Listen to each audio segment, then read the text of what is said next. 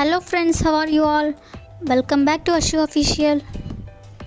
ఈరోజు మనం ఈ వీడియోలో ప్రతిరోజు మాట్లాడుకునే వాక్యాలను ఇంగ్లీష్లో ఏ విధంగా చెప్పాలో తెలుసుకుందాం.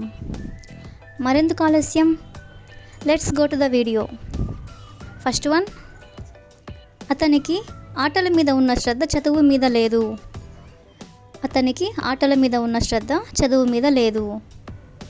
He cares more for games than for studies. అంటే అతనికి ఆటల మీద ఉన్న శ్రద్ధ చదువు మీద లేదు. నెక్స్ట్ వన్, అంతకుముందు ఎక్కడ చదివావు అంటే అంతకుముందు మీరు ఎక్కడ చదివారు అని మనం ఎవరినైనా అడగాలనుకున్నప్పుడు where did you study before then అంటే అంతకుముందు మీరు ఎక్కడ చదివారు. నెక్స్ట్ వన్,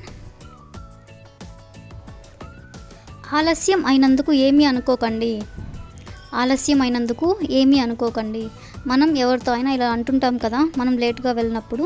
అప్పుడు మనం ఇంగ్లీష్లో ఏ విధంగా చెప్పాలంటే సారీ ఫర్ బీయింగ్ లేట్ అంటే ఆలస్యం అయినందుకు ఏమీ అనుకోకండి.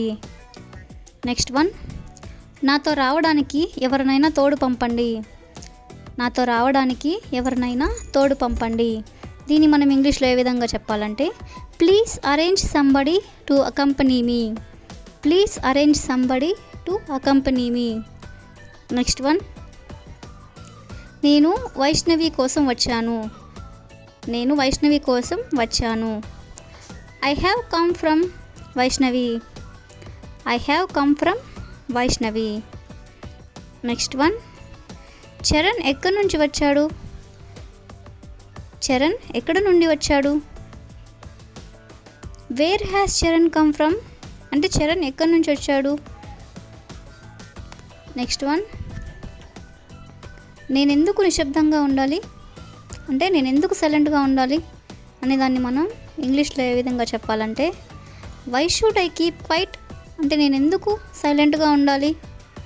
నెక్స్ట్ వన్, నువ్వు ఏం చేయబోతున్నావు అనే దాన్ని మనం ఇంగ్లీష్లో చెప్పాలంటే what are you going to do. What are you going to do. Next one,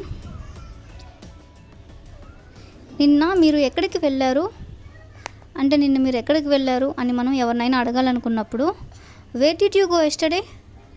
wear did you go yesterday అంటే నిన్న మీరు ఎక్కడికి వెళ్ళారు. నెక్స్ట్ వన్, మీ ఆరోగ్యం ఎలా ఉంది అంటే ఎవరికైనా హెల్త్ బాగాలేనప్పుడు మనం ఇలా అంటుంటాం కదా, మీ ఆరోగ్యం ఎలా ఉంది అని.